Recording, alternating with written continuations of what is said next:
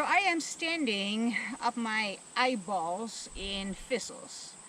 And this is inside an enclosure that until the end of June still had cattle on it. And there was a lot of evidence, mostly the evidence that comes out of the rear end. So there was plenty cattle on this paddock, and yet weeds taller than I am.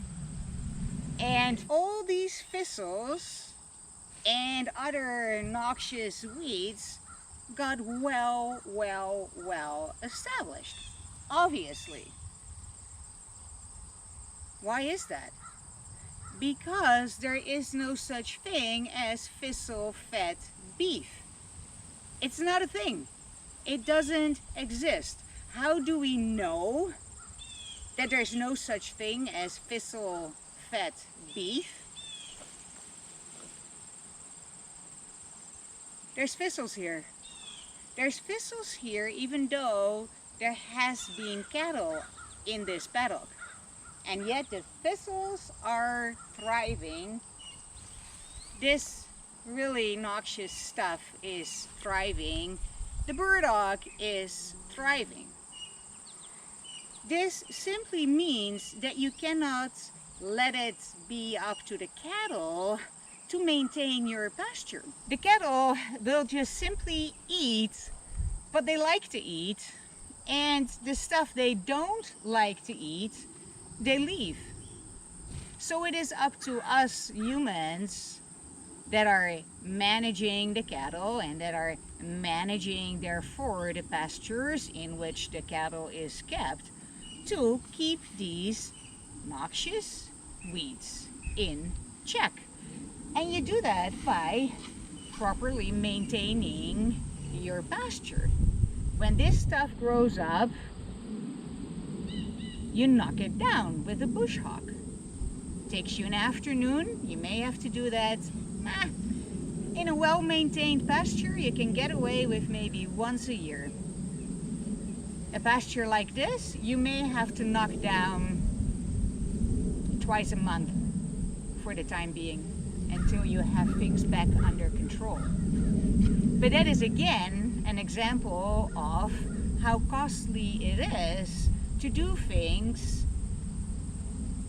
or not do things when they need to be done, and let small things become big thistle infested pastures.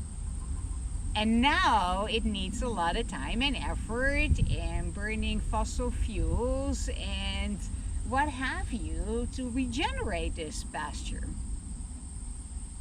Whereas if you just get on your frickin' tractor maybe twice a year for an hour or so and knock this down when they're still kind of like trying to establish, it never becomes a problem. Now it is a problem. And it's not just a problem that this beautiful well-fenced area is pretty much useless. It's dangerous, the footing is absolutely crap and invisible. So as is, this is just a piece of junk paddock. And it will take years to regenerate it to something that actually serves a purpose.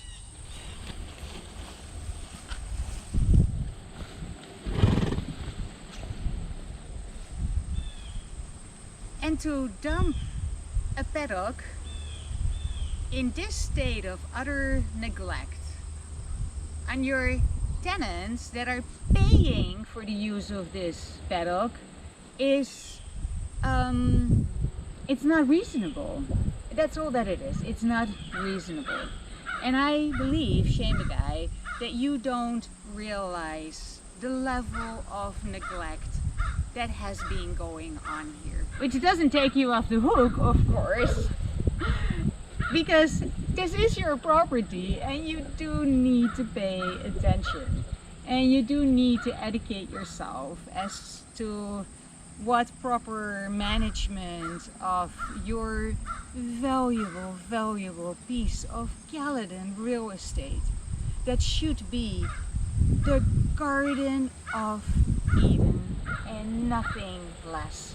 And yet it is thistle hell. Let's do something about it. Let's partner up to regenerate this lovely piece of property.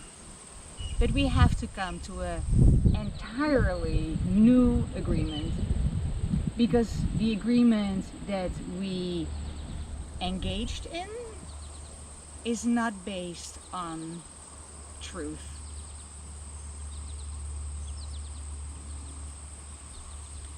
Now I'm going to knock down some weeds in the hope they won't go to seed and start this regeneration process, because I still need to look after my horses here. I can't go back to the farm we left behind. So for the time being, we're stuck with one another. So we better make it count, and we better make something happen on this gem of a property, on a location that is just insanely rich with possibility. There.